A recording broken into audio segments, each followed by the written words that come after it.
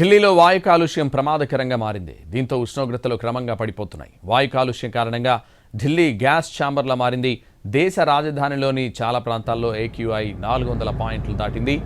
కొన్ని హాట్ స్పాట్స్లో అది 500 పాయింట్ల వరకు నమోదైంది. ఢిల్లీ NCR ఎయిర్పోర్టుల్లో విజిబిలిటీ మొత్తం తగ్గిపోయింది. కాలుష్యం పెరగడంతో గ్రాఫ్ 4 చర్యలు అమలును కంటిన్యూ చేస్తోంది ప్రభుత్వం. ఢిల్లీలోని అన్ని స్కూళ్లలో హైబ్రిడ్ అంటే ఆన్లైన్ ఆఫ్లైన్ విధానంలో క్లాసులు నిర్వహించనున్నారు. ప్రభుత్వ ప్రైవేట్ ఆఫీసుల్లో సగం మంది ఉద్యోగులు ఫిజికల్గా, సగం మందికి వర్క్ ఫ్రం హోమ్ ఇచ్చారు. ఢిల్లీలో రిజిస్టర్ అయిన BS4 అంతకు ముందున్న డీజిల్ వాణిజ్య వాహనాల రాకపోకలపై కూడా నిషేధం కొనసాగుతోంది.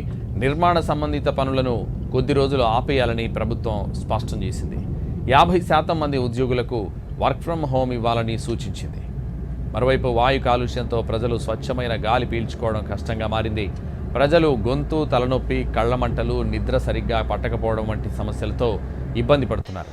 ఇటు వాయు కాలుష్యం తీవ్రతపై దేశ అత్యున్నత న్యాయస్థానం సుప్రీంకోర్టు ఆందోళన వ్యక్తం చేసింది.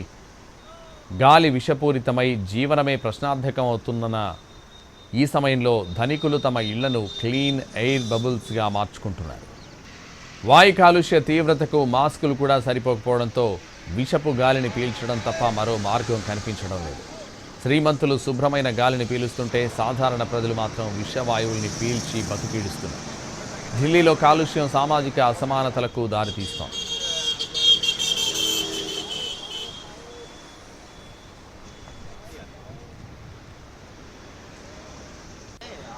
ఢిల్లీ విమాన ప్రయాణికులకు అడ్వైజరీ జారీ చేసింది ఇండిగో సంస్థ. వాతావరణ ప్రభావంతో కొన్ని విమానాలు ఆలస్యమవుతున్నాయని తెలిపింది. ఢిల్లీలో శీతాకాలపు పొగమంచు ఎక్కువగా ఉందని, విమానాశ్రయ పరిసరాల్లో విజిబిలిటీ తగ్గిపోయిందని పేర్కొంది. దాంతో ఫ్లైట్స్ ఆలస్యంగా వెళ్తున్నాయని వెల్లడించింది. అయితే విమానాల ఆలస్యంపై ఎప్పటికప్పుడు సమాచారం అందిస్తామని తెలిపింది.